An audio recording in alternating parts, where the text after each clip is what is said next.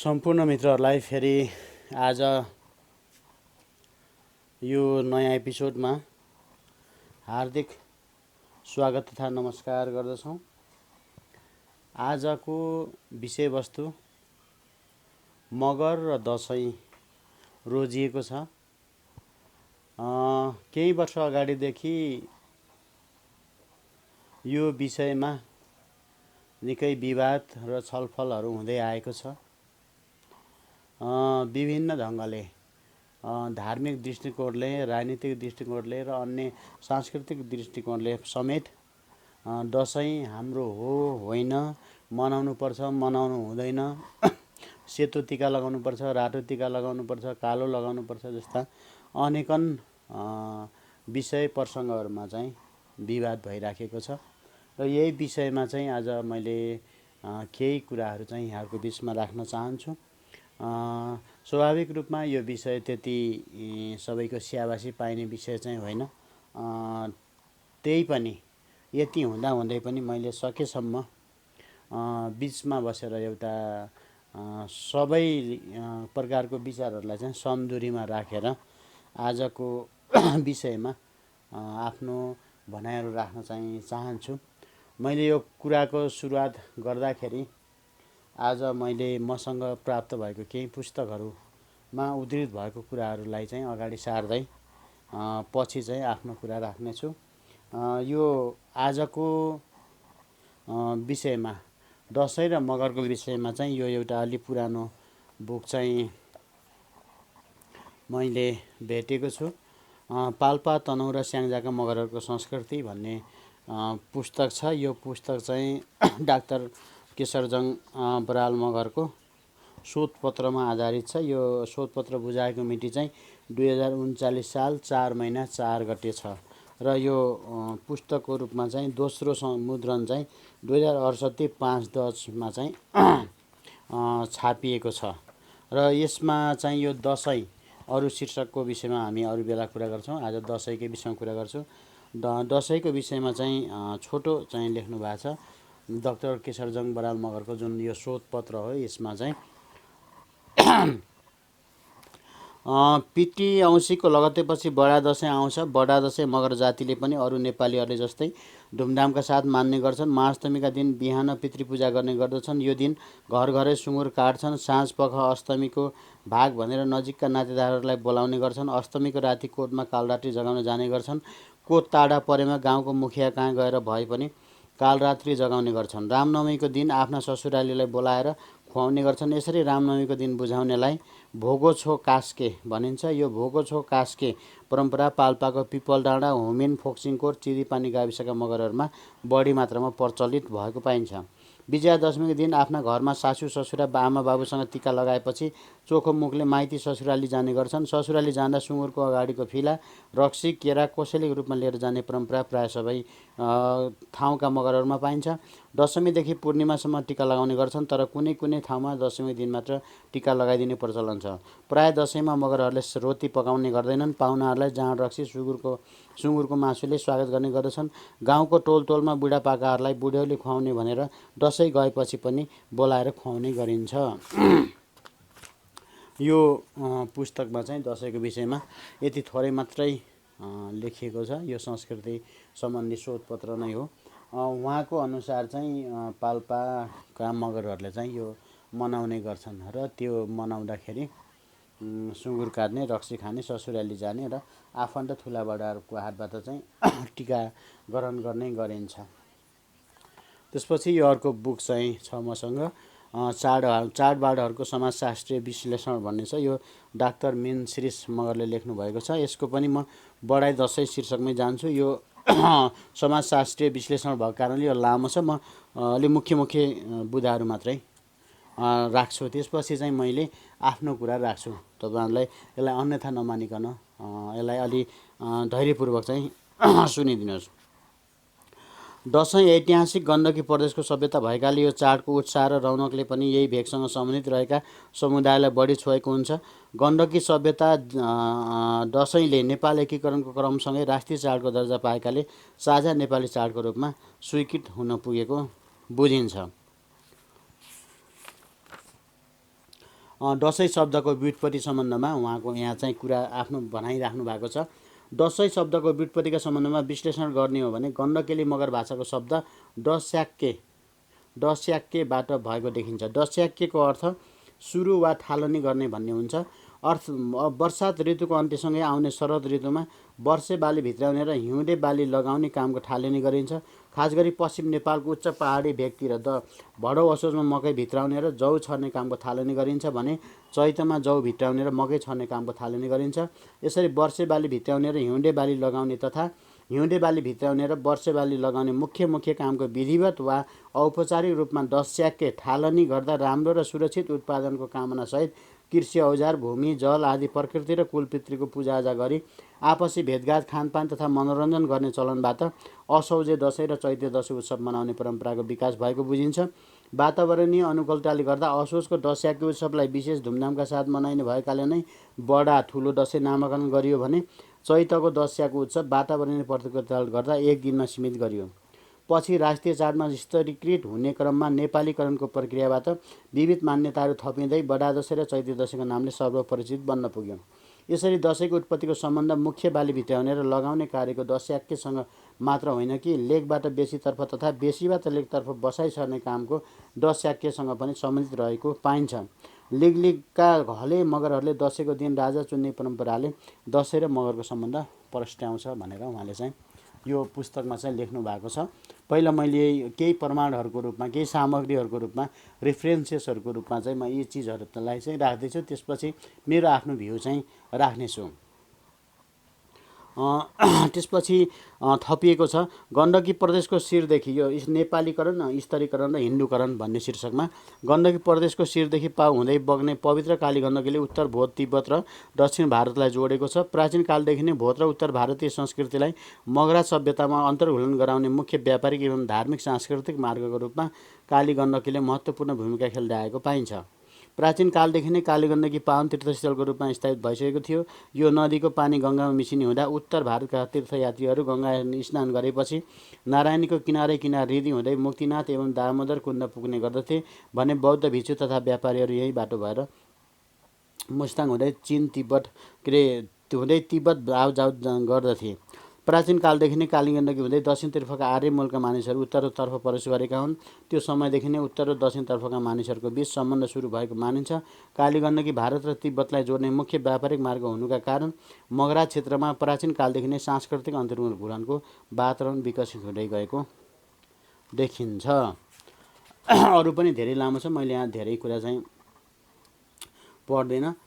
तल चाहिँ के छ भने जौ छर्दा तथा मकै भित्राउँदा स्थानीय देवदेवी तथा कुलपितृलाई पूजा गरेर दस्याक्के उत्सव मनाउने हुँदा स्वाभाविक रूपमा गाउँै पछि फरक दिनमा मनाउने गरिन्थ्यो। समय क्रमसँगै दस्याक्के उत्सवलाई निश्चित तिथिमितिमा पारेर मनाउने परम्पराको थालनी गरियो। दसैँलाई थप व्यवस्थित पारेर एकरूपतामा ल्याउने पहल गोर्खा राज्यबाट भएको बुझिन्छ। गोर्खा राज्यको विस्तारीकरणसँगै पृथ्वीनारायण शाहको सम्पर्क उत्तरी भारतका राज्यहरूसँग हुने क्रममा हिन्दू संस्कृतिको थप प्रभाव भित्रिनु अनौठो होइन। अर्को बुझ्नै पर्ने कुरा, गण्डकी प्रदेशको शक्तिशाली पाल्पा राज्यको सिमाना गोरखपुरदेखि चम्पारणसम्म फैलिएको थियो। त्यसैले उत्तर भारतीय संस्कृतिको प्रभाव रहनु स्वाभाविक मान्नुपर्छ। गोरखा राज्यको राजधानी काठमाडौँ स्थानान्तरण गरिएपछि मगरात अर्थात् गण्डकी क्षेत्रको संस्कृतिले नेपालीकरणको प्रक्रियामा प्रवेश पायो। काठमाडौँ उपत्यका मात्र होइन, पूर्व मेचीदेखि पश्चिम महाकालीसम्मका सांस्कृतिक चाडहरूको साझा मूल्य मान्यताहरूलाई समावेश गरेर दसैँ, तिहार तथा जस्ता राष्ट्रिय चाडपर्वहरूको व्यवस्था गरियो। त्यसकारण दसैँ सारा नेपालीहरूको साझा सांस्कृतिक चाड बन्न पुग्यो। दसैँ गण्डकेली मगर भाषाको दस्याक्के शब्दबाट व्युत्पत्ति भएको मानिए पनि यो चाड बर्खे बालीनाली भित्राउने समयमा मनाइने अनोत्सव हार्भेस्ट फेस्टिभल भएकाले कृषि युगको थालनीदेखि नै सबै भेग र क्षेत्रका नेपालीहरूले फरक नाम र शैलीबाट मनाउँदै आएका थिए। विजयादशमी र दसैँ। विजयादशमी, दुर्गा पूजा र दशहरा शास्त्रीय चाड भएकाले भारतीय वैदिक साहित्यसँग सम्बन्धित रहेका छन्। यसको यो मगरातको दस्याक्केसँग खास अर्थ चाहिँ जोडिएको देखिँदैन। नेपाली लोकजीवनमा मनाइने दसैँसँग भारतीय हिन्दू समुदायले मनाउने दुर्गा पूजा वा दशहरा चाडको आधारभूत समानता पाइँदैन भनेर लेखिएको छ। अब मैले यो बुकलाई पनि यतिकै राखेँ किनभने यसमा चाहिँ अलि लामो नै छ। यसमा अलि थपौँ, थोरै चाहिँ थपौँ। वास्तवमा दसैँमा जौको पहिलो जमरा र दही चामलको सेतो टीका लगाउने प्रचलन नेपालको पश्चिम पहाडी समाजको अर्थात् ऐतिहासिक मगराती सभ्यताको मौलिक विशेषता हो। उच्च पहाडी भेग लेखमा चिसोका कारण लगाएको अन्नबाली तयार हुन 10 महिना जति लाग्ने हुन्छ। वर्षको 6 महिना लेख र 6 महिना बेसीमा बसोबास गर्ने अर्ध घुमन्ते जीवनशैली अपनाएका उच्च पहाडी भेगका मगरहरू भदौको अन्तिम हप्तादेखि असोजको पहिलो हप्तासम्म जौ छरेर बेसी झर्ने हुँदा बारीमा बिउ छर्नु अघि नै बिउको उम्रने क्षमताको परीक्षण गर्ने चलनबाट जमरा राख्ने परम्पराको थालनी भएको मानिन्छ। घरभित्रको न्यानो स्थानमा जौको बिउको उम्रने क्षमताको परीक्षण गरी त्यसको 7-8 दिनमा उम्रेका टुसाहरू फुलका रूपमा पितृ र भूमि देवतालाई चढाई बारीमा छरिएका अन्नका बिउहरू राम्ररी उम्रोस्, हुर्कोस् र प्रशस्त फल प्राप्त होस् भन्ने कामनासहित जौ छरिसकेपछि टोल छिमेक सबै मिलेर स्थानीय देवदेवी र कुलपेत्रीको श्रद्धामा गाम पूजा तथा भोजभतेर गरेर बेसी झर्ने परम्पराबाट नै कालान्तरमा घट स्थापना गरी जौको जमरा राख्ने, 7औं दिनमा फुलपाती भित्याउने, 8औं र 9औं दिनमा बलिपूजा गर्ने, 10औं दिनमा टीका जमरा लगाउने र 15औं दिनमा जमरा सेलाउने रीतिसहितको दसैँ उत्सवको विकास हुन गएको बुझिन्छ। जमरा वा जवारा शब्दको व्युत्पत्ति राप्तेली मगर भाषा खामपाङको शब्द जैवारा जसको अर्थ असाध्यै छर्ने हुन्छ बाट भएको मानिन्छ। उच्च पहाडी भेगका अधिक जौ खेती गरिन्छ। अर्कोतर्फ घरभित्र सुरक्षित किसिमबाट बिउ जमाएर तयार गरिने भएकाले पनि जमरा भनिएको हुन सक्छ। दसैँको जमरा उर्वरा शक्ति अर्थात् मानव जीवनको मुख्य आधार, अन्न बाली तथा संस्कृतिको प्रतीक हो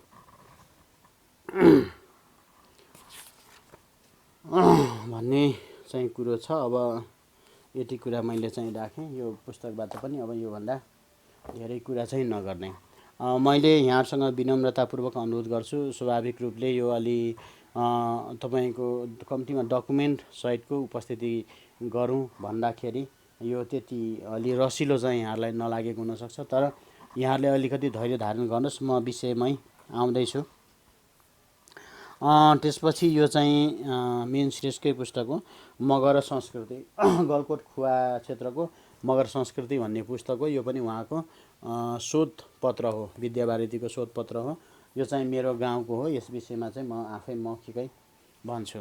अब मैले यहाँको बिचमा चाहिँ अब आफ्नो कुरा राख्न सुरु गरेँ।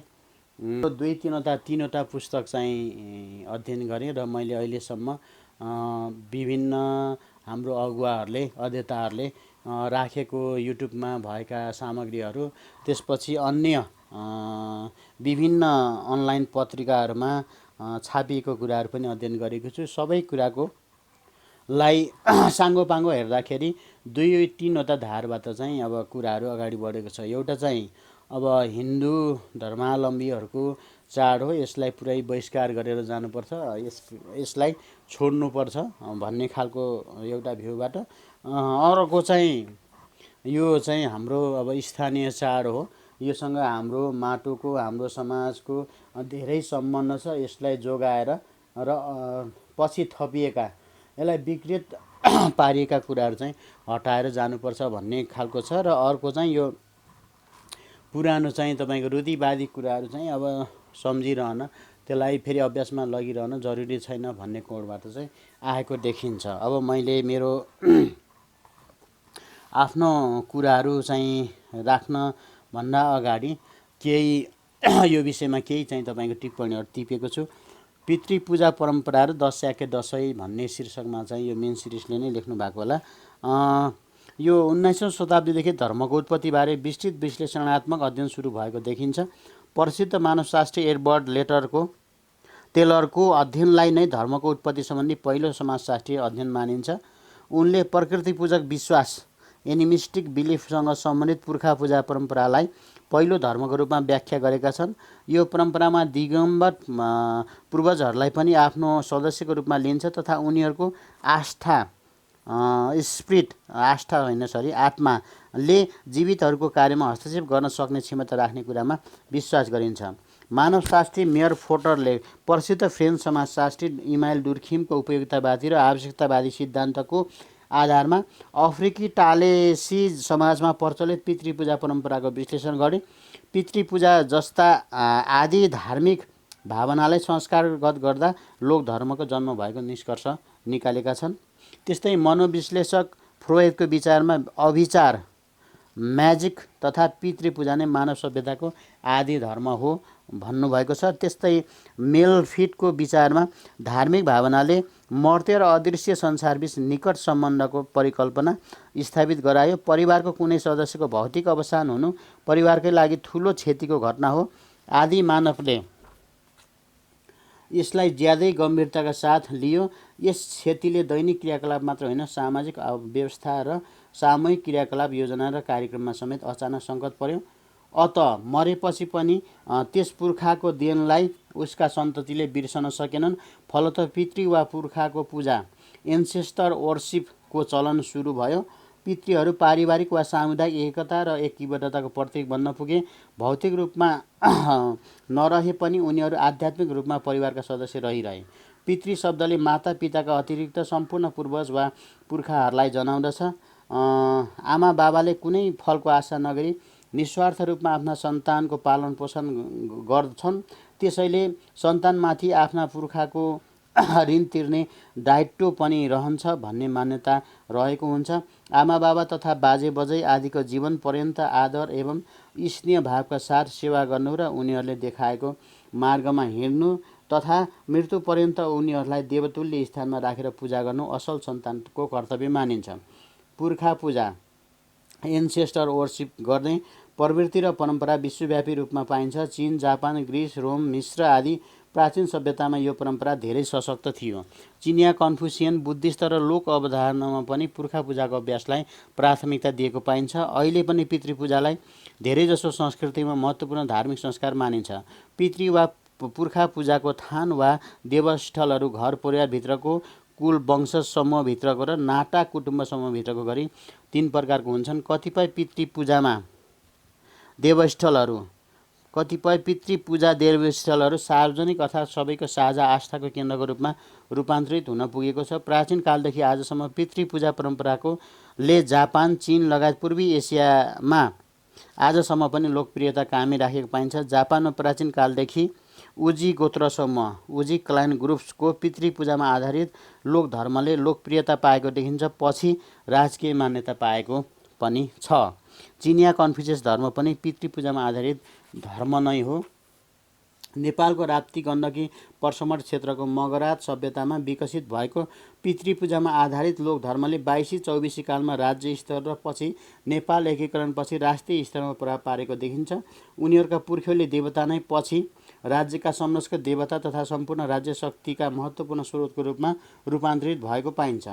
आलमदेवी, कास्कीकोट, लमजुङकोट र गोरखकाली, सल्यानकोट, मनकामना, मुसीकोट, चित्रीपाटन, महाकालीमाई, बलदेङगढी, कुमारी देवी, थन्थापी माई, उलुग, छत्रुकोट, धोरबराहा, बाह्रकुने, रौटामाई, सत्यवती, बजै, बज्यू बराजु, मण्डली, बुढा सुब्बा, देवचोली, बडचोली, मायु, अकलादेवी, रैनादेवी, करवाकेली, ज्वालादेवी आदि देवस्थलहरू पितृपूजा परम्पराबाटै स्थापित भएर कालान्तरमा राष्ट्रिय स्तरमा चर्चित हुँदै सबै नेपालीको साझा आस्थाको केन्द्र बन्न पुगेको छ।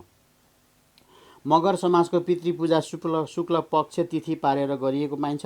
खास गरी आश्विन शुक्ल पक्ष दस्याके गरेर माघमा समापन गरिन्छ। दसैँको खस्ती तिथि आश्विन शुक्ल पक्ष अष्टमी र नवमीमा पितृपूजा गरिने परम्पराका कारण मगर पुजारी रहेका देवस्थलहरूमा पनि सोही समयमा विशेष पूजा आजा हुने गरेको पाइन्छ। बागलुङ, गुल्मी, अर्घाखाँची, भेक्का, चारनाल, 3 घर 12 खाल समूहका मगर साई, खाई, दगाई, भलाइ अन्तर्गतका पुन, श्रीष, घरतीले आश्विन शुक्ल पक्ष खस्ती तिथि दसैँको खस्टीका दिन पितृपूजा गर्ने परम्परा रहेको छ।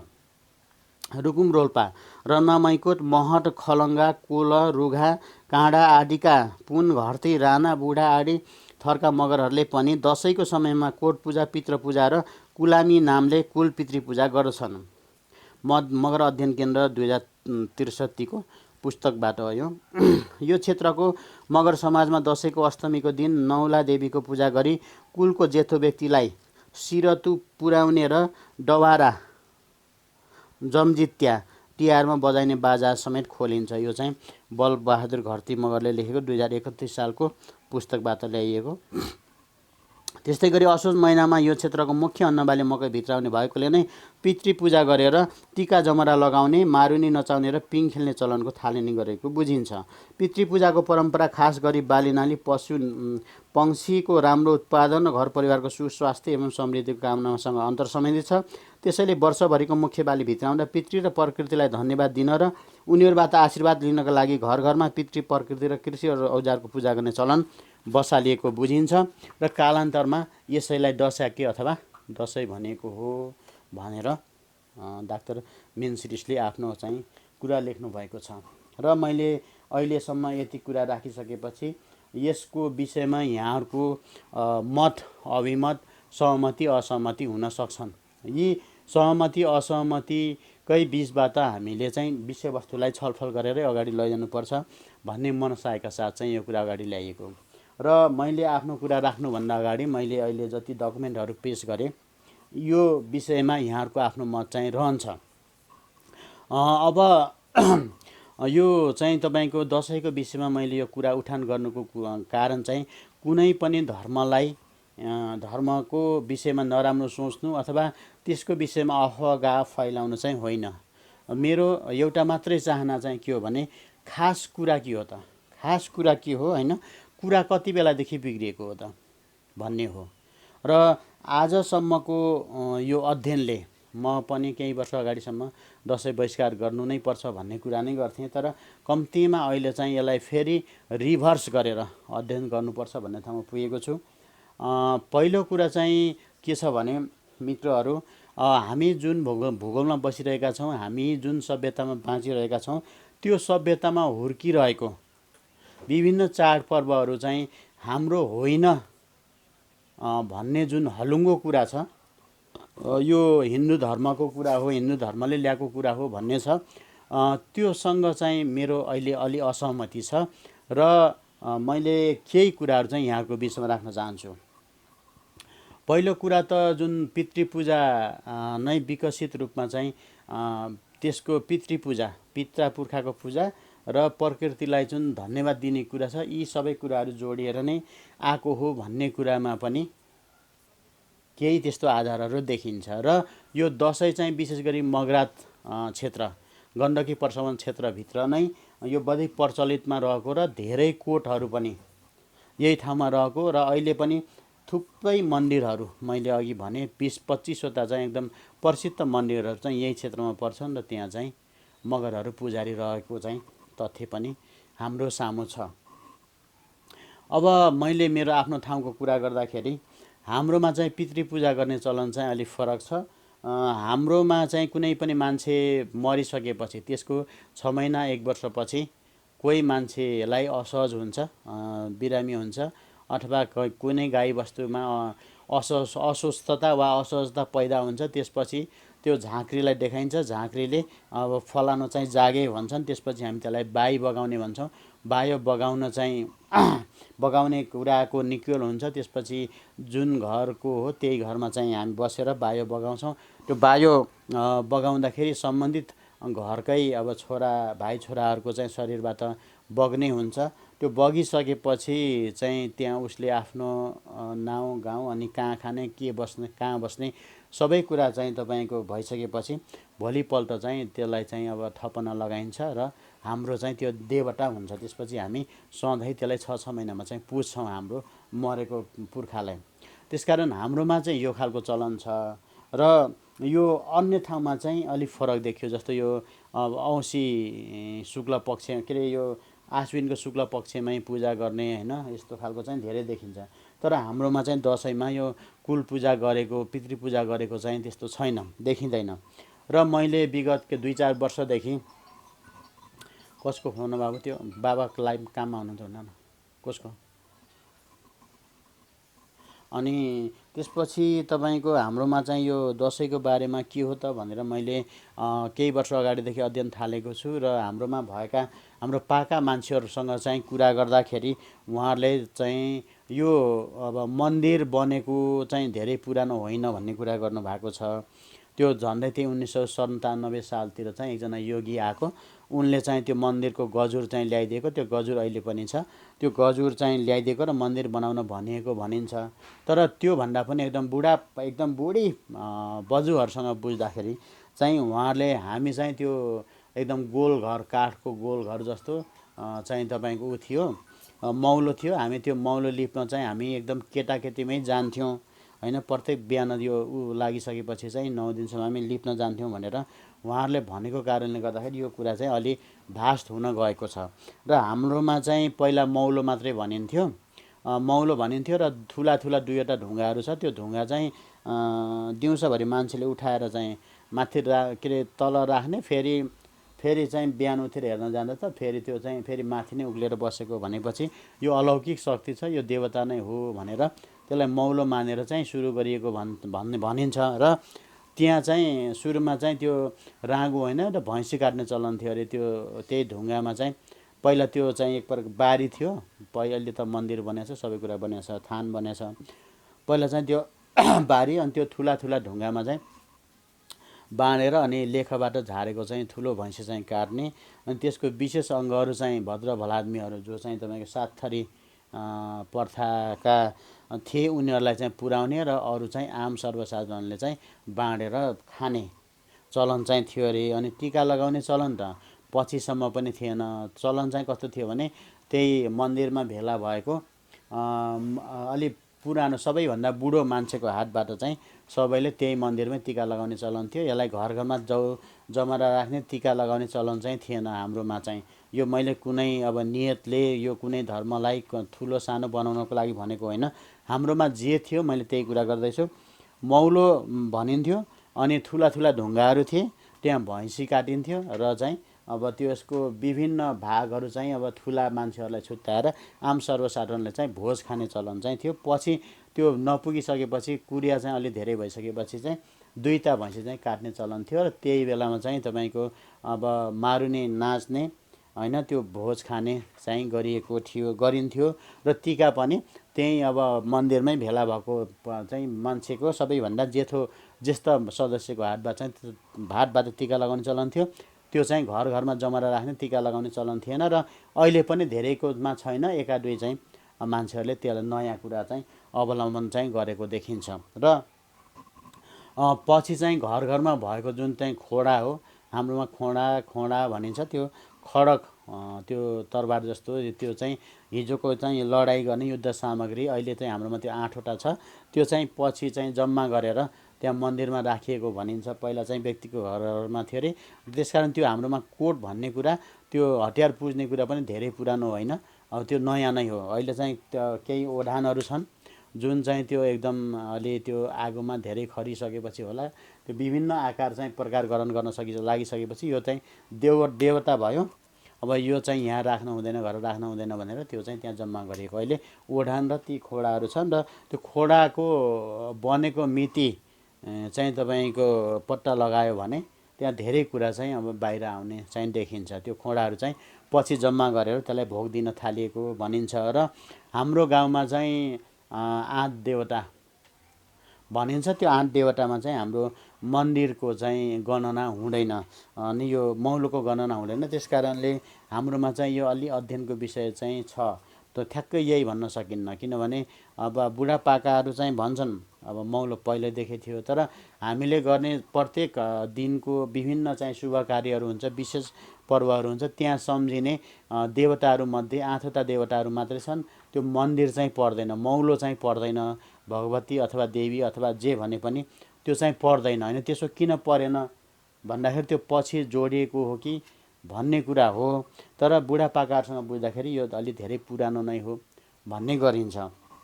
अब मैले यो विषय उठान गर्नुको खास कारणमा चाहिँ आउँछु।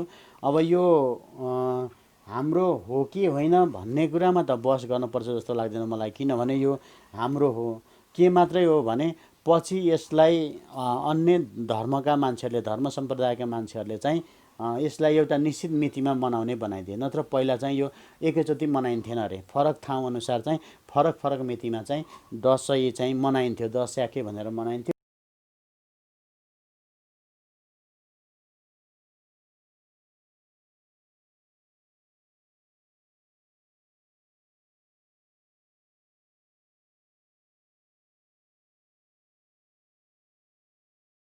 यति बेलासम्म हामीले चाहिँ कुराकानी गऱ्यौँ यो दसैँ पर्व चाहिँ पितृ पूजाबाट पिता पुर्खाको पूजाबाट अगाडि आएको र योसँग चाहिँ प्रकृतिको पूजा जुन चाहिँ खेती लगाउने र खेती चाहिँ भित्र राख्ने कुरा र पितृहरूलाई चाहिँ पूजा गर्ने कुरासँग जोडिएको छ भन्ने विभिन्न विद्वानहरूको चाहिँ आफ्नो भनाइको कुराहरू चाहिँ राख्यो।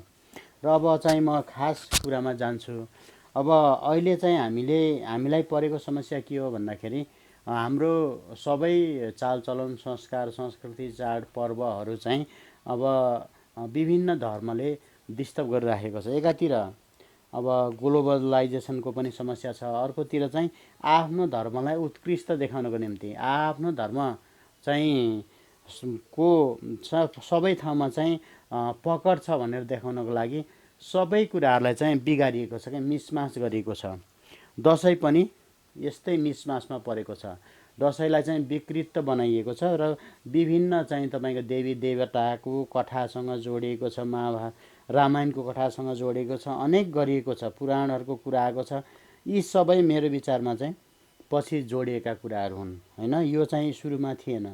सुरुमा चाहिँ यो विशुद्ध बाली भित्र्याउने र बाली लगाउन सुरु गर्ने कुरासँग प्रकृतिलाई चाहिँ चढाउने कुरा र प्रकृतिसँग खुसी साथसाथ गर्ने कुरा र प्रकृतिसँग चाहिँ आशीर्वाद लिने कुरा, प्रकृति र पुर्खासँग आशीर्वाद लिने कुराबाट अगाडि बढेको देखिन्छ। र अहिले पनि थुप्रै त्यस्तो हाम्रो चाहिँ पुर्खाहरूको थानहरू नै अहिले विभिन्न मन्दिर र देवी देवताको नामहरूमा चाहिँ यो मगरात प्रशमन क्षेत्रको धेरै ठाउँमा रहेकोले पनि यो यहीँको रैथाने चाड हो भनेर भन्न सकिन्छ। र जुन चाहिँ हिन्दू धर्मावलम्बीहरूले यसलाई ल्याएको होइन, दसैँलाई ल्याएको यहाँको रैथाने चाड होइन भन्नेहरू चाहिँ मेरो विचारमा तिनीहरूले चाहिँ गहिराइमा अध्ययन गरेर भनेको हो जस्तो मलाई चाहिँ लाग्दैन। कुनै धर्मको पक्षमा वा विपक्षमा लागेर बोलिने कुराले चाहिँ यो अध्ययनमा चाहिँ खास अर्थ राख्दैन। र मलाई अर्को पनि के भन्न मन लाग्छ भने जस्तो दसैँ हाम्रो चाड होइन भनेर चाहिँ मेरो हजुरबाहरूले चाहिँ भनेको चाहिँ होइन। यो चाहिँ एउटा राजनीतिक आस्था अभिष्ट र अभियानमा जोडिएका मान्छेहरूले भनेको हुनाले यसलाई त्यत्तिकै स्वीकार गर्ने भन्दा पनि यसलाई अध्ययन गरेर स्वीकार गर्नुपर्ने पक्ष चाहिँ हो। दसैँ हाम्रो ठाउँको कुरा मैले गरिहालेँ। हाम्रो ठाउँमा त्यो धेरै तपाईँको कुराहरू चाहिँ छैन। एउटा दसैँलाई चाहिँ सामान्यतः एउटा उत्सवको रूपमा चाहिँ मनाइन्छ र अहिलेसम्म पनि सबै व्यक्तिको घर घरमा जमरा राख्ने टिका लगाउने चलन चाहिँ छैन। अहिले पनि मन्दिरमै त्यो हाम्रो मौलोमै गाउँको चाहिँ ज्येष्ठ सदस्यको हातबाट चाहिँ टिका लगाउने गरिन्छ र अरू खालको चाहिँ रमाइलो त हुने भइहाल्यो। अब मैले निचोडमा चाहिँ के भन्न चाहन्छु भने हामी अहिले पहिचानको कुरा गरिरहेका छौँ, हामी अस्तित्वको कुरा गरिरहेका छौँ र हामीले मगरात सभ्यता र मगरात भूगोलको कुरा गरिरहेका छौँ।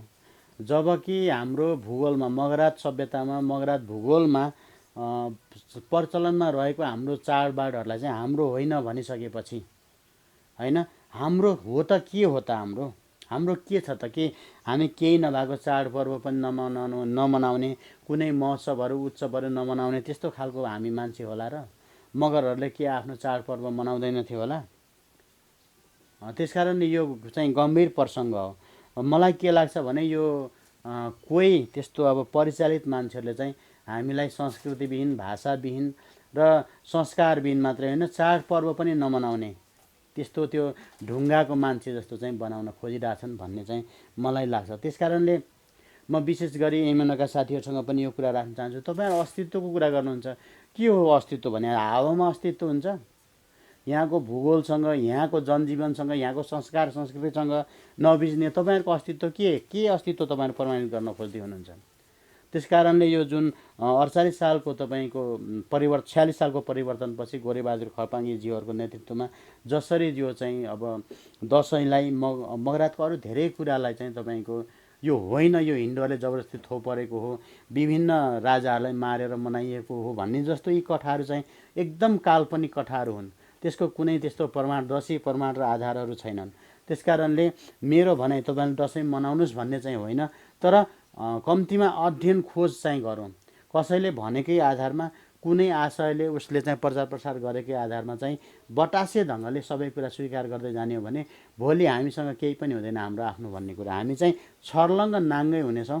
त्यति बेला मात्रै हाम्रो चाहिँ चेत खुल्नेछ। त्यस कारणले मगराज पहिचानको कुरा गर्ने, मगराज सभ्यताको कुरा गर्ने र मगराज अस्तित्वको कुरा गर्ने हो भने मगराज भूमिमा, मगराज सभ्यतामा हुर्किएका चाडपर्वहरूलाई पनि हामीले हाम्रो बनाएर जानुपर्छ, हाम्रो मानेर जानुपर्छ। स्वाभाविक रूपमा दसैँ जस्तो चाडपर्वहरूमा चाहिँ अहिले पनि यसमा चाहिँ विभिन्न चाहिँ तपाईँको रोगहरू आएको छ, विभिन्न आक्रमणहरू भएको छ। यसलाई भ्रष्टीकरण बनाइएको छ, यसलाई बिगारिएको छ। तर बिगारियो भन्दैमा चाहिँ तपाईँको जुन कुरा बिग्रियो त्यो काटेर फालिदिन सकिन्छ। शरीरको औँला बिग्रियो भने, औँलामा आक्रमण भयो भने त्यो काटेर फाल्न सकिन्छ। शरीरै फाल्ने कुरा गर्नुभयो भने हामी चाहिँ रहँदैनौँ, हाम्रो अस्तित्व रहँदैन। त्यस कारणले दसैँ मनाउनुहोस् नमनाउनुहोस्, टिका लगाउनुहोस् नलगाउनुहोस्, त्यो तपाईँको कुरा हो। तर दसैँ चाहिँ हाम्रो हुँदै होइन, यो चाहिँ हिन्दू धर्मले जबरजस्ती थोपरेको भन्ने जुन भाष्य छ, जुन वैचारिकी छ, यो चाहिँ हाम्रो मेरो बाबुबाजेले भनेको बनाएको भाष्य चाहिँ होइन।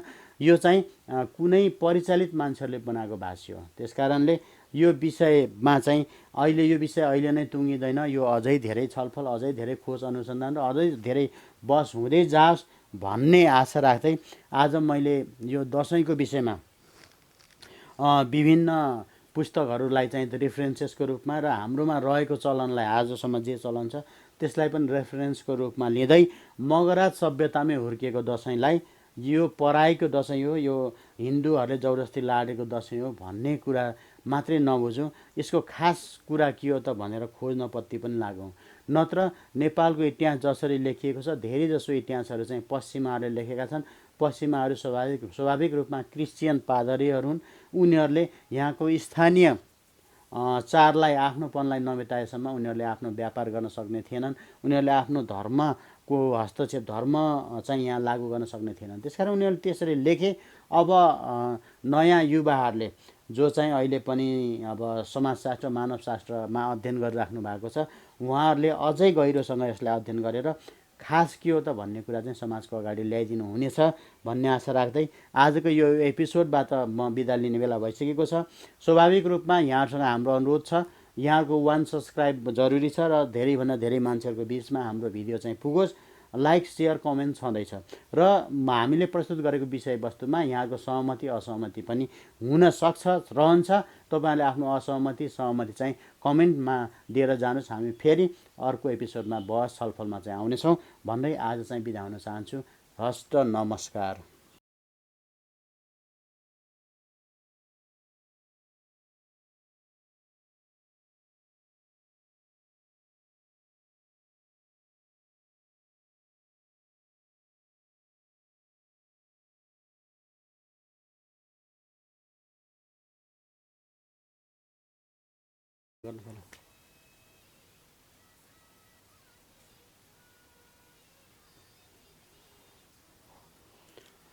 सम्पूर्ण मित्रहरूलाई फेरि आज यो नयाँ एपिसोडमा हार्दिक स्वागत तथा नमस्कार गर्दछौँ। आजको विषयवस्तु मगर र दसैँ रोजिएको छ। केही वर्ष अगाडिदेखि यो विषयमा निकै विवाद र छलफलहरू हुँदै आएको छ। विभिन्न ढङ्गले धार्मिक दृष्टिकोणले, राजनीतिक दृष्टिकोणले र अन्य सांस्कृतिक दृष्टिकोणले समेत दसैँ हाम्रो हो होइन, मनाउनुपर्छ मनाउनु हुँदैन, सेतो टिका लगाउनुपर्छ, रातो टिका लगाउनुपर्छ, कालो लगाउनुपर्छ जस्ता अनेकन विषय प्रसङ्गहरूमा चाहिँ विवाद भइराखेको छ। र यही विषयमा चाहिँ आज मैले केही कुराहरू चाहिँ यहाँहरूको बिचमा राख्न चाहन्छु। स्वाभाविक रूपमा यो विषय त्यति सबैको स्याबासी पाइने विषय चाहिँ होइन। त्यही पनि यति हुँदाहुँदै पनि मैले सकेसम्म बिचमा बसेर एउटा सबै प्रकारको विचारहरूलाई चाहिँ समदुरीमा राखेर आजको विषयमा आफ्नो भनाइहरू राख्न चाहिँ चाहन्छु। मैले यो कुराको सुरुवात गर्दाखेरि आज मैले मसँग प्राप्त भएको केही पुस्तकहरूमा उद्धृत भएको कुराहरूलाई चाहिँ अगाडि सार्दै पछि चाहिँ आफ्नो कुरा राख्नेछु। यो आजको विषयमा दसैँ र मगरको विषयमा चाहिँ यो एउटा अलि पुरानो बुक चाहिँ मैले भेटेको छु।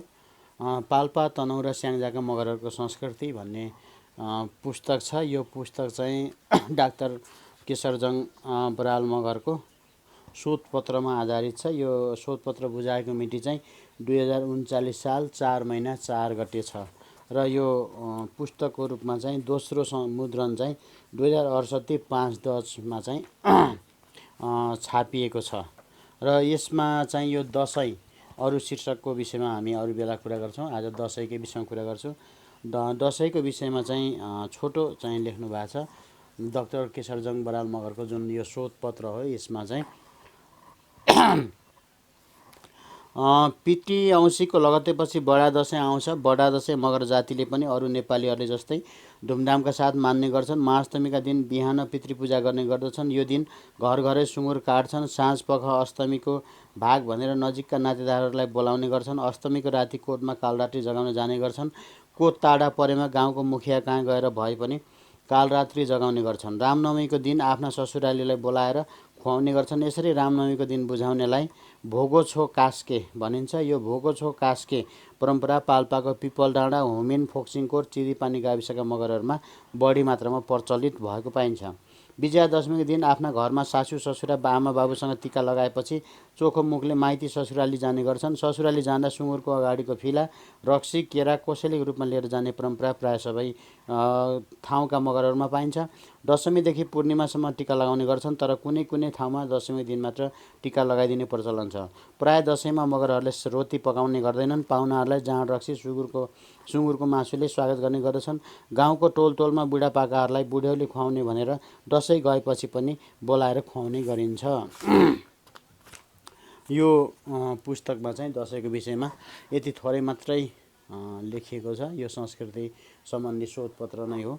उहाँको अनुसार चाहिँ पाल्पाका मगरहरूले चाहिँ यो मनाउने गर्छन् र त्यो मनाउँदाखेरि सुँगुर काट्ने, रक्सी खाने, ससुराली जाने र आफन्त ठुला बडाहरूको हातबाट चाहिँ टिका ग्रहण गर्ने गरिन्छ।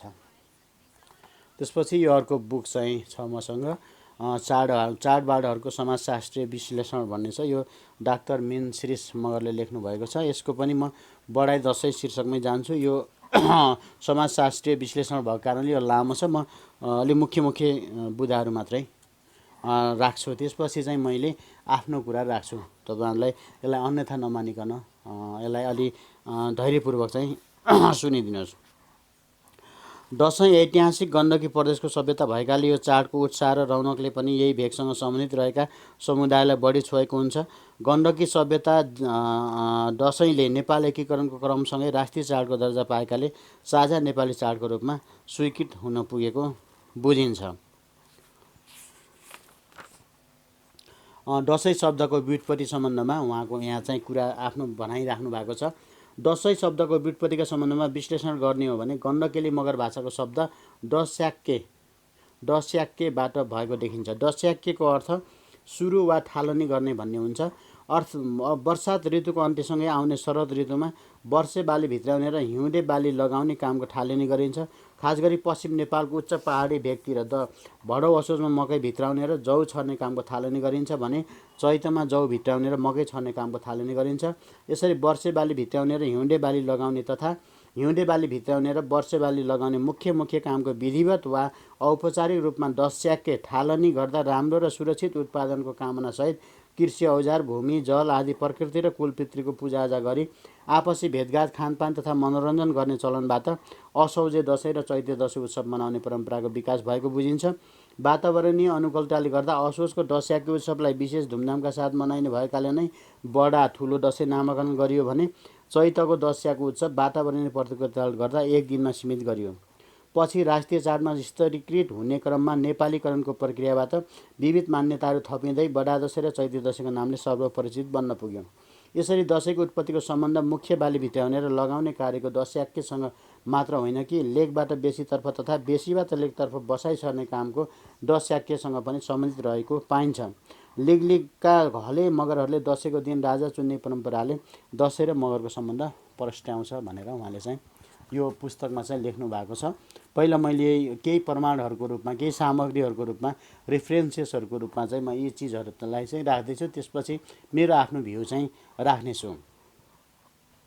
त्यसपछि थपिएको छ गण्डकी प्रदेशको शिरदेखि, यो नेपालीकरण, स्तरीकरण र हिन्दूकरण भन्ने शीर्षकमा, गण्डकी प्रदेशको शिरदेखि पाउ हुँदै बग्ने पवित्र काली गण्डकीले उत्तर भोज, तिब्बत र दक्षिण भारतलाई जोडेको छ। प्राचीन कालदेखि नै भोज र उत्तर भारतीय संस्कृतिलाई मगरा सभ्यतामा अन्तर्घुलन गराउने मुख्य व्यापारिक एवं धार्मिक सांस्कृतिक मार्गको रूपमा काली गण्डकीले महत्त्वपूर्ण भूमिका खेल्दै आएको पाइन्छ। प्राचीन कालदेखि नै काली गण्डकी पावन तीर्थस्थलको रूपमा स्थापित भइसकेको थियो। यो नदीको पानी गङ्गामा मिसिने हुँदा उत्तर भारतका तीर्थयात्रीहरू गङ्गा स्नान गरेपछि नारायणीको किनारै किनार रिदी हुँदै मुक्तिनाथ एवं दामोदर कुण्ड पुग्ने गर्दथे भने बौद्ध भिक्षु तथा व्यापारीहरू यही बाटो भएर मुस्ताङ हुँदै चीन, तिब्बत आवजाव गर्दथे। प्राचीन कालदेखि नै काली गण्डकी हुँदै दक्षिणतर्फका आर्य मूलका मानिसहरू उत्तरतर्फ प्रवेश गरेका हुन्। त्यो समयदेखि नै उत्तर र दक्षिणतर्फका मानिसहरूको बीच सम्बन्ध सुरु भएको मानिन्छ। काली गण्डकी भारत र तिब्बतलाई जोड्ने मुख्य व्यापारिक मार्ग हुनुका कारण मगरा क्षेत्रमा प्राचीन कालदेखि नै सांस्कृतिक अन्तर्घुलनको वातावरण विकसित हुँदै गएको देखिन्छ। अरू पनि धेरै लामो छ, मैले यहाँ धेरै कुरा चाहिँ पढ्दैन। तल चाहिँ के छ भने जौ छर्दा तथा मकै भित्र्याउँदा स्थानीय देवदेवी तथा कुलपितृलाई पूजा गरेर दस्याके उत्सव मनाउने हुँदा स्वाभाविक रूपमा गाउँै पछि फरक फरक दिनमा मनाउने गरिन्थ्यो। समय क्रमसँगै दस्याके उत्सवलाई निश्चित तिथिमितिमा पारेर मनाउने परम्पराको थालनी गरियो। दसैँलाई थप व्यवस्थित पारेर एकरूपतामा ल्याउने पहल गोर्खा राज्यबाट भएको बुझिन्छ। गोर्खा राज्यको विस्तारीकरणसँगै पृथ्वीराज शाहको सम्पर्क उत्तरी भारतका राज्यहरूसँग हुने क्रममा हिन्दू संस्कृतिको थप प्रभाव भित्रिनु अनौठो होइन। अर्को बुझ्नै पर्ने कुरा, गण्डकी प्रदेशको शक्तिशाली पाल्पा राज्यको सिमाना गोरखपुरदेखि चम्पारणसम्म फैलिएको थियो। त्यसैले उत्तर भारतीय संस्कृतिको प्रभाव रहनु स्वाभाविक मान्नुपर्छ। गोरखा राज्यको राजधानी काठमाडौँ स्थानान्तरण गरिएपछि मगरात अर्थात् गण्डकी क्षेत्रको संस्कृतिले नेपालीकरणको प्रक्रियामा प्रवेश पायो। काठमाडौँ उपत्यका मात्र होइन, पूर्व मेचीदेखि पश्चिम मागालीसम्मका सांस्कृतिक चाडहरूको साझा मूल्य मान्यताहरूलाई समावेश गरेर दसैँ, तिहार तथा जस्ता राष्ट्रिय चाडपर्वहरूको व्यवस्था गरियो। त्यसकारण दसैँ सारा नेपालीहरूको साझा सांस्कृतिक चाड बन्न पुग्यो। दसैँ गण्डकेली मगर भाषाको दस्याके शब्दबाट व्युत्पत्ति भएको मानिए पनि यो चाड बर्खे बालीनाली भित्राउने समयमा मनाइने अनोत्सव हार्भेस्ट फेस्टिभल भएकाले कृषि युगको थालनीदेखि नै सबै भेग र क्षेत्रका नेपालीहरूले फरक फरक नाम र शैलीबाट मनाउँदै आएका थिए।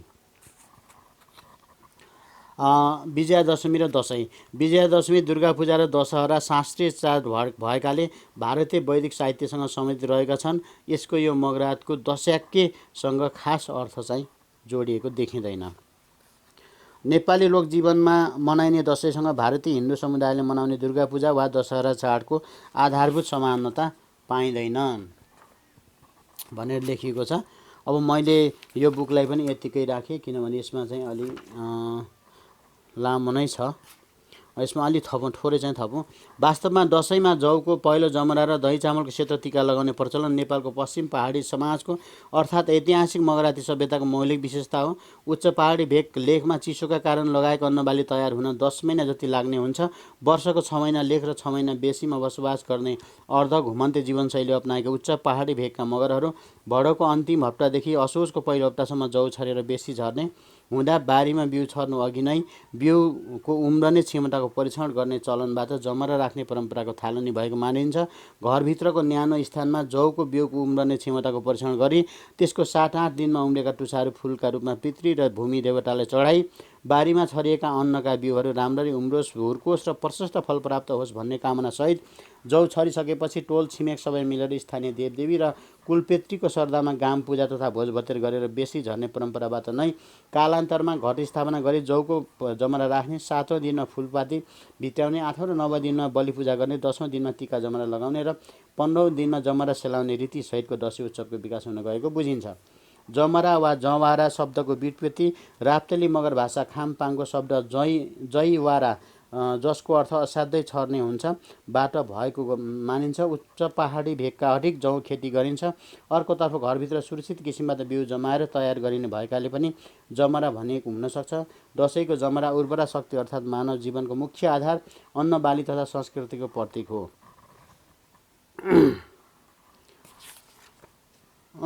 भन्ने चाहिँ कुरो छ। अब यति कुरा मैले चाहिँ राखेँ। यो पुस्तकबाट पनि अब योभन्दा धेरै कुरा चाहिँ नगर्ने। मैले यहाँसँग विनम्रतापूर्वक अनुरोध गर्छु, स्वाभाविक रूपले यो अलि तपाईँको कम्तीमा डकुमेन्ट सहितको उपस्थिति गरौँ भन्दाखेरि यो त्यति अलि रसिलो चाहिँ यहाँहरूलाई नलागेको हुनसक्छ, तर यहाँहरूले अलिकति धैर्य धारण गर्नुहोस्, म विषयमै आउँदैछु। त्यसपछि यो चाहिँ मेन सिरिजकै पुस्तक हो, मगर संस्कृति, गलकोट खुवा क्षेत्रको मगर संस्कृति भन्ने पुस्तक हो। यो पनि उहाँको शोधपत्र हो, विद्यावारिधीको शोधपत्र हो। यो चाहिँ मेरो गाउँको हो। यस विषयमा चाहिँ म आफै मौखिकै भन्छु। अब मैले यहाँको बिचमा चाहिँ अब आफ्नो कुरा राख्न सुरु गरेँ। अजय सर एकचोटि हेर्नुहोस् त्यो कस्तो देखिरहेछ, ठिक छ? एकचोटि हेर्नुहोस्, उठेर हेर्नुहोस् न।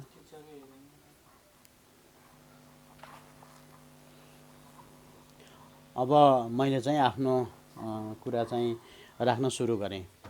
यो 2-3वटा पुस्तक चाहिँ अध्ययन गरेँ र मैले अहिलेसम्म विभिन्न हाम्रो अगुवाहरूले, अध्येताहरूले राखेको युट्युबमा भएका सामग्रीहरू, त्यसपछि अन्य विभिन्न अनलाइन पत्रिकाहरूमा छापिएको कुराहरू पनि अध्ययन गरेको छु। सबै कुराको लाई साङ्गोपाङ्गो हेर्दाखेरि 2-3वटा धारबाट चाहिँ अब कुराहरू अगाडि बढेको छ। एउटा चाहिँ अब हिन्दू धर्मावलम्बीहरूको चाड हो, यसलाई पुरै बहिष्कार गरेर जानुपर्छ, यसलाई छोड्नुपर्छ भन्ने खालको एउटा भ्यूबाट।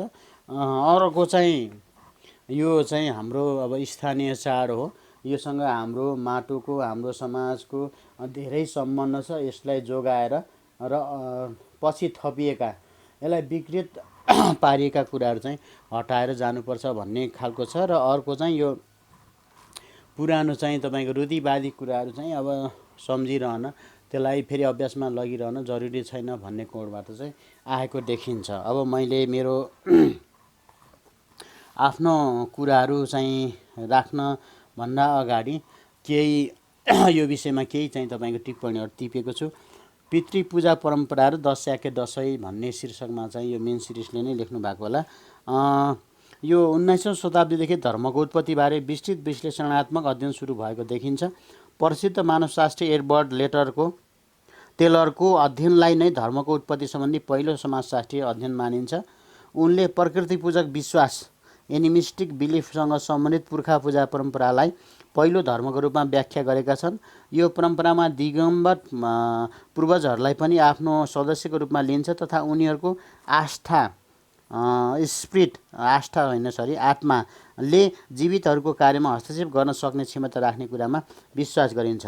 मानवशास्त्री मेयर फोटरले प्रसिद्ध फ्रेन्च समाजशास्त्री इमाइल डुर्खिमको उपयोगितावादी र आवश्यकतावादी सिद्धान्तको आधारमा अफ्रिकी टालेसी समाजमा प्रचलित पितृपूजा परम्पराको विश्लेषण गरे।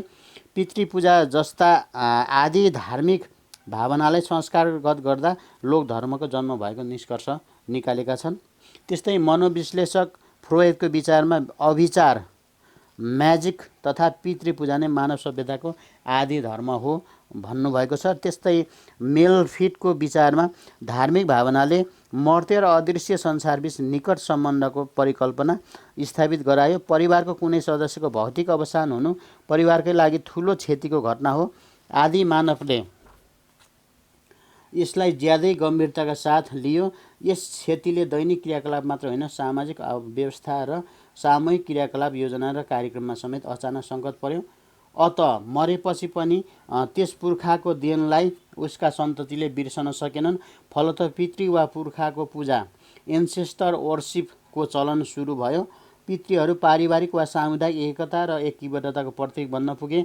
भौतिक रूपमा नरहे पनि उनीहरू आध्यात्मिक रूपमा परिवारका सदस्य रहिरहे। पितृ शब्दले माता पिताका अतिरिक्त सम्पूर्ण पूर्वज वा पुर्खाहरूलाई जनाउँदछ। आमा बाबाले कुनै फलको आशा नगरी निस्वार्थ रूपमा आफ्ना सन्तानको पालन पोषण गर्छन्।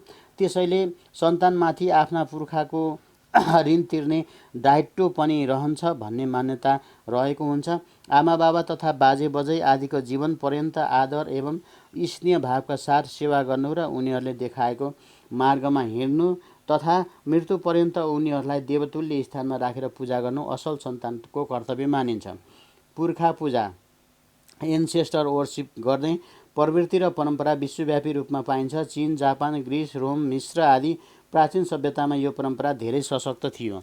चिनिया कन्फ्युसियन, बुद्धिस्ट र लोक अवधारणामा पनि पुर्खा पूजाको अभ्यासलाई प्राथमिकता दिएको पाइन्छ। अहिले पनि पितृपूजालाई धेरैजसो संस्कृतिमा महत्त्वपूर्ण धार्मिक संस्कार मानिन्छ। पितृ वा पुर्खा पूजाको थान वा देवस्थलहरू घर परिवारभित्रको, कुल वंश समूहभित्रको र नाटा कुटुम्ब समूहभित्रको गरी 3 प्रकारको हुन्छन्। कतिपय पितृपूजा देवस्थलहरू सार्वजनिक अर्थात् सबैको साझा आस्थाको केन्द्रको रूपमा रूपान्तरित हुन पुगेको छ। प्राचीन कालदेखि आजसम्म पितृपूजा परम्पराले जापान, चीन लगायत पूर्वी एसियामा आजसम्म पनि लोकप्रियता कायमै राखेको पाइन्छ। जापानमा प्राचीन कालदेखि उजी गोत्र समूह, उजी क्लान ग्रुप्सको पितृपूजामा आधारित लोकधर्मले लोकप्रियता पाएको देखिन्छ। पछि राजकीय मान्यता पाएको पनि छ। चिनिया कन्फ्युसियस धर्म पनि पितृपूजामा आधारित धर्म नै हो। नेपालको राप्ती गण्डकी पर्समट क्षेत्रको मगरात सभ्यतामा विकसित भएको पितृपूजामा आधारित लोकधर्मले 22वीं-24वीं कालमा राज्य स्तर र पछि नेपाल एकीकरणपछि राष्ट्रिय स्तरमा प्रभाव पारेको देखिन्छ। उनीहरूका पुर्ख्यौली देवता नै पछि राज्यका समष्टिक देवता तथा सम्पूर्ण राज्य शक्तिका महत्त्वपूर्ण स्रोतको रूपमा रूपान्तरित भएको पाइन्छ। आलमदेवी, कास्कीकोट, लमजुङकोट र गोरखकाली, सल्यानकोट, मनकामना, मुसीकोट, चित्रीपाटन, महाकालीमाई, बलदेनगढी, कुमारी देवी, थन्थापी माई, उलुग छत्रुकोट, धोरबराहा, बाह्रकुने, रौटामाई, सत्यवती, बजै, बज्यू बराजु, मण्डली, बुढा सुब्बा, देवचोली, बडचोली, मायु, अकलादेवी, रैनादेवी, करवाकेली, ज्वालादेवी आदि देवस्थलहरू पितृपूजा परम्पराबाटै स्थापित भएर कालान्तरमा राष्ट्रिय स्तरमा चर्चित हुँदै सबै नेपालीको साझा आस्थाको केन्द्र बन्न पुगेको छ। मगर समाजको पितृपूजा शुक्ल पक्ष तिथि पारेर गरिएको पाइन्छ। खास गरी आश्विन शुक्ल पक्ष दस्याके गरेर माघमा समापन गरिन्छ। दसैँको खस्ती तिथि आश्विन शुक्ल पक्ष अष्टमी र नवमीमा पितृपूजा गरिने परम्पराका कारण मगर पुजारी रहेका देवस्थलहरूमा पनि सोही समयमा विशेष पूजाआजा हुने गरेको पाइन्छ। बागलुङ, गुल्मी, अर्घाखाँची, भेक्का, चारनाल, 3 घर, 12 खाल समूहका मगर, साई, खाई, दगाई, भलाइ अन्तर्गतका पुन, श्रीष, घरतीले आश्विन शुक्ल पक्ष खस्ती तिथि दसैँको खस्टीका दिन पितृपूजा गर्ने परम्परा रहेको छ। रुकुम, रोल्पा, रन्मामैकोट, महट, खलङ्गा, कोल, रुघा, काँडा आदिका पुन, घरती, राना, बुढा आदि थरका मगरहरूले पनि दसैँको समयमा कोटपूजा, पितृपूजा र कुलामी नामले कुल पितृपूजा गर्दछन्। मगर अध्ययन केन्द्र 2063 को पुस्तकबाट हो यो क्षेत्रको मगर समाजमा दसैँको अष्टमीको दिन नौला देवीको पूजा गरी कुलको जेठो व्यक्तिलाई सिरतु पुर्याउने र डवारा जमजित्या तिहारमा बजाइने बाजा समेत खोलिन्छ। यो चाहिँ बलबहादुर घरती मगरले लेखेको 2031 सालको पुस्तकबाट ल्याइएको। त्यस्तै गरी असोज महिनामा यो क्षेत्रको मुख्य अन्नबाली मकै भित्राउने भएकोले नै पितृपूजा गरेर टीका जमरा लगाउने, मारुनी नचाउने र पिङ खेल्ने चलनको थालनी गरेको बुझिन्छ। पितृपूजाको परम्परा खास गरी बालीनाली, पशु पंक्षीको राम्रो उत्पादन र घर परिवारको सुस्वास्थ्य एवं समृद्धिको कामनासँग अन्तर्सम्बन्धित छ। त्यसैले वर्षभरिको मुख्य बाली भित्राउँदा पितृ र प्रकृतिलाई धन्यवाद दिन र उनीहरूबाट आशीर्वाद लिनका लागि घर घरमा पितृ, प्रकृति र कृषि औजारको पूजा गर्ने चलन बसालिएको बुझिन्छ र कालान्तरमा यसैलाई दस्याके अथवा दसैँ भनेको हो भनेर डाक्टर मेन्सिरिसले आफ्नो चाहिँ कुरा लेख्नु भएको छ। र मैले अहिलेसम्म यति कुरा राखिसकेपछि यसको विषयमा यहाँहरूको मत, अभिमत, सहमति, असहमति हुन सक्छन्। यी सहमति असहमतिकै बिचबाट हामीले चाहिँ विषयवस्तुलाई छलफल गरेरै अगाडि लैजानुपर्छ भन्ने मनसायका साथ चाहिँ यो कुरा अगाडि ल्याइएको। र मैले आफ्नो कुरा राख्नुभन्दा अगाडि मैले अहिले जति डकुमेन्टहरू पेस गरेँ यो विषयमा यहाँहरूको आफ्नो मत चाहिँ रहन्छ। अब यो चाहिँ तपाईँको दसैँको विषयमा मैले यो कुरा उठान गर्नुको कारण चाहिँ कुनै पनि धर्मको विषयमा नराम्रो सोच्नु अथवा त्यसको विषयमा अफवाह फैलाउनु चाहिँ होइन। मेरो एउटा मात्रै चाहना चाहिँ के हो भने खास कुरा के हो त, खास कुरा के हो होइन, कुरा कति बेलादेखि बिग्रिएको हो त भन्ने हो। र आजसम्मको यो अध्ययनले म पनि केही वर्ष अगाडिसम्म दसैँ बहिष्कार गर्नु नै पर्छ भन्ने कुरा नै गर्थेँ। तर कम्तीमा अहिले चाहिँ यसलाई फेरि रिभर्स गरेर अध्ययन गर्नुपर्छ भन्ने ठाउँमा पुगेको छु। पहिलो कुरा चाहिँ के छ भने मित्रहरू, हामी जुन भूगोलमा बसिरहेका छौँ, हामी जुन सभ्यतामा बाँचिरहेका छौँ, त्यो सभ्यतामा हुर्किरहेको विभिन्न चाडपर्वहरू चाहिँ हाम्रो होइन भन्ने जुन हलुङ्गो कुरा छ, यो हिन्दू धर्मको कुरा हो, हिन्दू धर्मले ल्याएको कुरा हो भन्ने छ, त्योसँग चाहिँ मेरो अहिले अलि असहमति छ र मैले केही कुराहरू चाहिँ यहाँको बिचमा राख्न चाहन्छु। पहिलो कुरा त जुन पितृपूजा नै विकसित रूपमा चाहिँ त्यसको पितृपूजा, पिता पुर्खाको पूजा र प्रकृतिलाई जुन धन्यवाद दिने कुरा छ, यी सबै कुराहरू जोडिएर नै आएको हो भन्ने कुरामा पनि केही त्यस्तो आधारहरू देखिन्छ। र यो दसैँ चाहिँ विशेष गरी मगरात क्षेत्र, गण्डकी प्रशमन क्षेत्रभित्र नै यो बढी प्रचलितमा रहेको र धेरै कोटहरू पनि यही ठाउँमा रहेको र अहिले पनि थुप्रै मन्दिरहरू, मैले अघि भने 20-25वटा चाहिँ एकदम प्रसिद्ध मन्दिरहरू चाहिँ यही क्षेत्रमा पर्छन् र त्यहाँ चाहिँ मगरहरू पुजारी रहेको चाहिँ तथ्य पनि हाम्रो सामु छ। अब मैले मेरो आफ्नो ठाउँको कुरा गर्दाखेरि हाम्रोमा चाहिँ पितृपूजा गर्ने चलन चाहिँ अलिक फरक छ। हाम्रोमा चाहिँ कुनै पनि मान्छे मरिसकेपछि त्यसको 6 महिना 1 वर्षपछि कोही मान्छेलाई असहज हुन्छ, बिरामी हुन्छ, अथवा कुनै गाईबस्तुमा अस्वस्थता वा असहजता पैदा हुन्छ। त्यसपछि त्यो झाँक्रीलाई देखाइन्छ, झाँक्रीले अब फलानु चाहिँ जागे भन्छन्। त्यसपछि हामी त्यसलाई बाई बगाउने भन्छौँ। बायो बगाउन चाहिँ बगाउने कुराको निक्योल हुन्छ। त्यसपछि जुन घरको हो त्यही घरमा चाहिँ हामी बसेर बायो बगाउँछौँ। त्यो बायो बगाउँदाखेरि सम्बन्धित घरकै अब छोरा भाइ छोराहरूको चाहिँ शरीरबाट बग्ने हुन्छ। त्यो बगिसकेपछि चाहिँ त्यहाँ उसले आफ्नो नाउँ गाउँ अनि कहाँ खाने, के बस्ने, कहाँ बस्ने सबै कुरा चाहिँ तपाईँको भइसकेपछि भोलिपल्ट चाहिँ त्यसलाई चाहिँ अब थपना लगाइन्छ र हाम्रो चाहिँ त्यो देवता हुन्छ। त्यसपछि हामी सधैँ त्यसलाई 6-6 महिनामा चाहिँ पुज्छौँ हाम्रो मरेको पुर्खालाई। त्यसकारण हाम्रोमा चाहिँ यो खालको चलन छ र यो अन्य ठाउँमा चाहिँ अलिक फरक देखियो। जस्तो यो औँसी शुक्ल पक्ष, के अरे यो आश्विनको शुक्ल पक्षमै पूजा गर्ने होइन, यस्तो खालको चाहिँ धेरै देखिन्छ। तर हाम्रोमा चाहिँ दसैँमा यो कुल पूजा गरेको, पितृपूजा गरेको चाहिँ त्यस्तो छैन, देखिँदैन। र मैले विगत 2-4 वर्षदेखि कसको फोन बाबु, त्यो बाबाको लाइभ काममा हुनुहुन्थ्यो न, कसको? अनि त्यसपछि तपाईँको हाम्रोमा चाहिँ यो दसैँको बारेमा के हो त भनेर मैले केही वर्ष अगाडिदेखि अध्ययन थालेको छु र हाम्रोमा भएका हाम्रो पाका मान्छेहरूसँग चाहिँ कुरा गर्दाखेरि उहाँहरूले चाहिँ यो अब मन्दिर बनेको चाहिँ धेरै पुरानो होइन भन्ने कुरा गर्नुभएको छ। त्यो झन्डै त्यही 1997 सालतिर चाहिँ एकजना योगी आएको, उनले चाहिँ त्यो मन्दिरको गजुर चाहिँ ल्याइदिएको, त्यो गजुर अहिले पनि छ। त्यो गजुर चाहिँ ल्याइदिएको र मन्दिर बनाउन भनिएको भनिन्छ।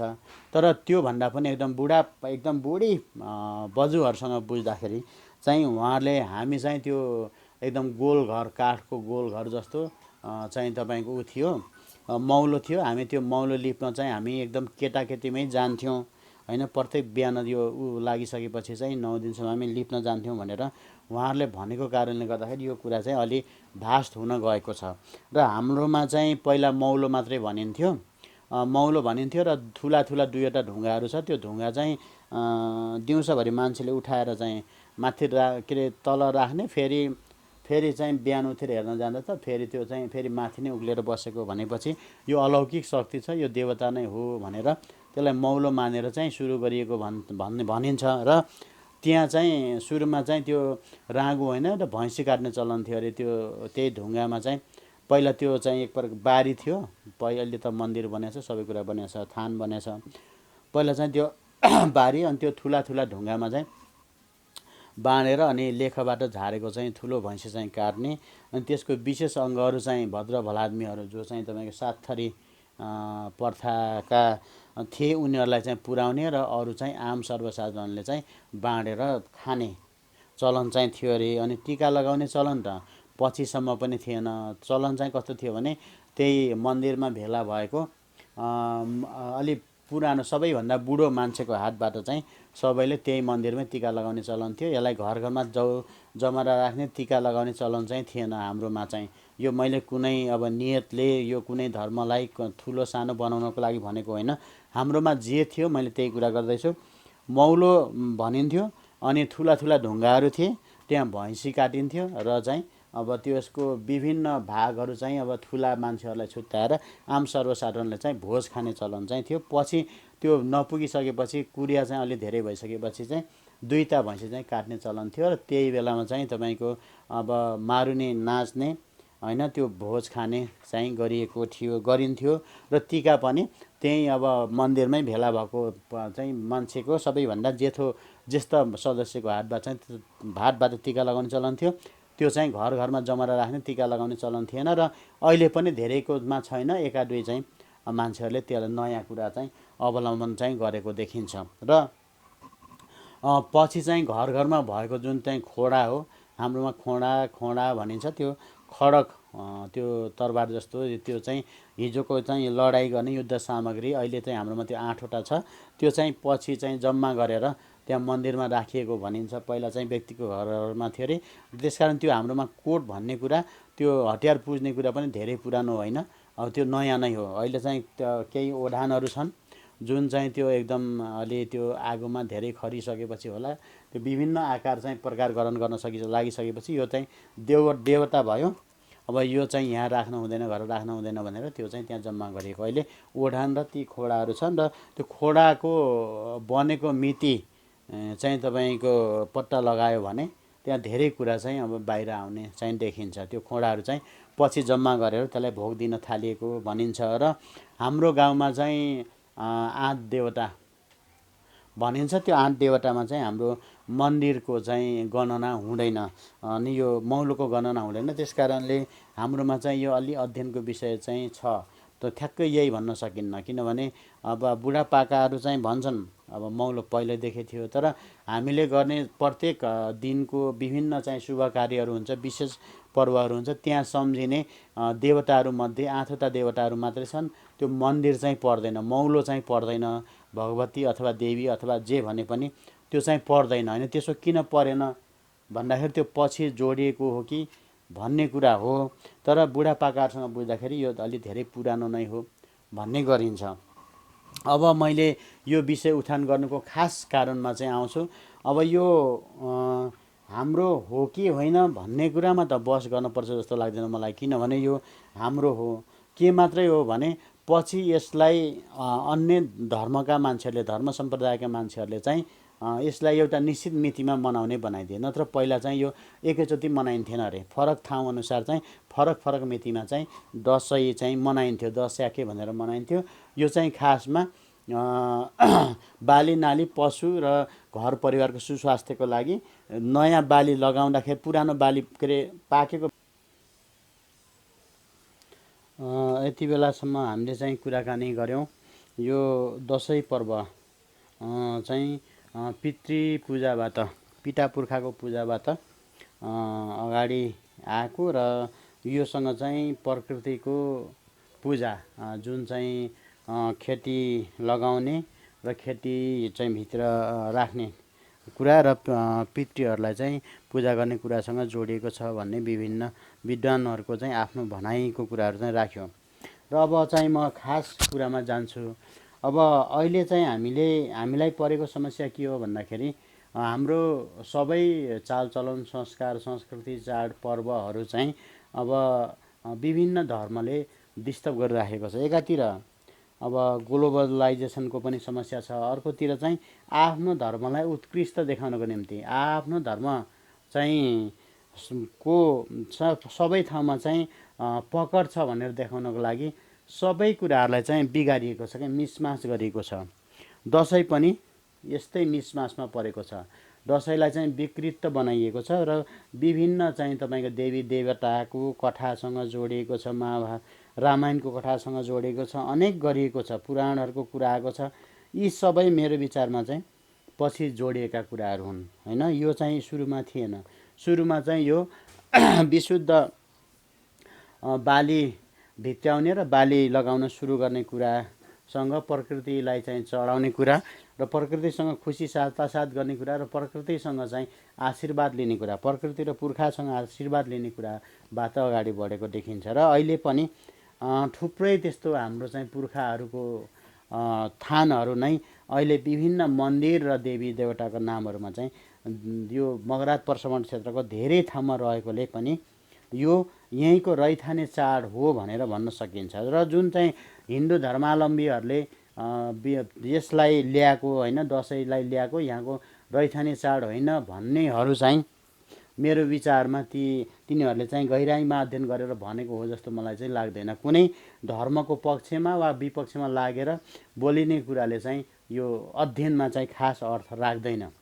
र मलाई अर्को पनि के भन्न मन लाग्छ भने जस्तो दसैँ हाम्रो चाड होइन भनेर चाहिँ मेरो हजुरबाहरूले चाहिँ भनेको चाहिँ होइन।